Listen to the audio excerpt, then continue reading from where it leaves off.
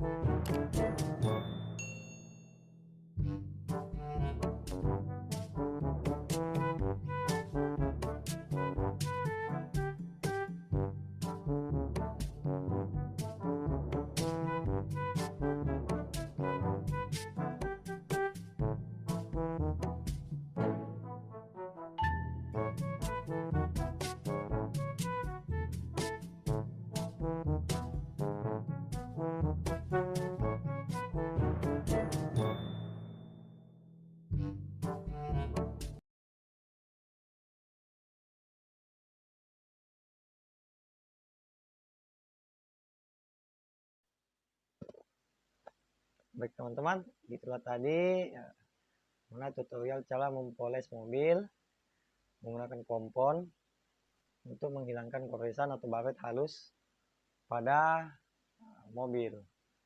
Seperti kita lihat, itu ada video sebelum dan sesudah poles dengan efektif ya teman-teman, karena mampu menghilangkan goresan halus pada baret. Walaupun tidak 100% hilang, tapi setidaknya ada perubahan dari yang goresannya terlihat nampak. Jadi setelah dipoles itu sudah tidak terlalu nampak, bahkan tidak nampak sama sekali lagi goresan atau baret yang ada pada mobil. Jadi itulah tutorial cara mempoles mobil menggunakan kompon untuk menghilangkan goresan halus pada mobil. Semoga bermanfaat. Jangan lupa masukkan komentar jika ada yang ingin ditanyakan, serta terus support channel ini, terus support channel saya dengan cara subscribe channel YouTube saya serta aktifkan loncengnya agar tidak ketinggalan konten-konten saya yang terbaru. Sedikit saya jelaskan, awalnya YouTube saya itu fokus ke bidang perikanan budidaya. Saya membuat konten tentang ilmu perikanan budidaya. Nah, untuk saat ini saya ada kesibukan lain, sehingga saya membuat konten umum, yaitu tutorial-tutorial yang bermanfaat. Jika ada saran konten dari teman-teman, silakan masukkan pada kolom komentar. Terima kasih sudah menonton. Semoga sehat selalu dan murah rezeki kita, teman-teman. Terima kasih. Wassalamualaikum warahmatullahi wabarakatuh. Salam Reza Mandiri Kolaka. Biar ilmu bermanfaat ada di sini. Oke sih.